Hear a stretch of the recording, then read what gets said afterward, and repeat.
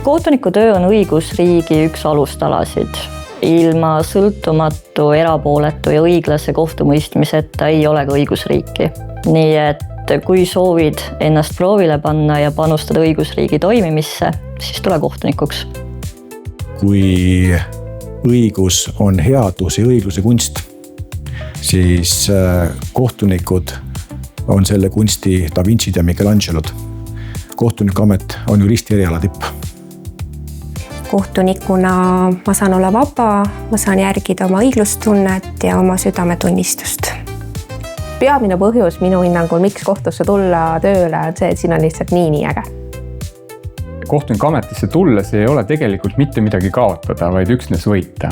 Et kui sa tuled kohtunikuks, see amet sulle sobib, palju õnne, sa oled leidnud maailma parima ameti.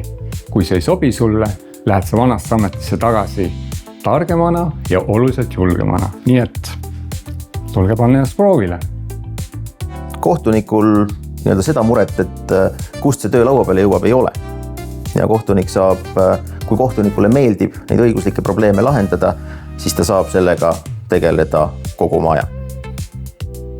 See on väga inspireeriv töö ja sul on tunne, et sa suudad päriselt midagi ära teha siin maailmas. Kohtunikuks saamine tegelikult võimaldab väga head professionaalset arengut, isegi inimesele, kes on rohkem kui 10 aastat töötanud advokaadina. Kindlasti soovitan.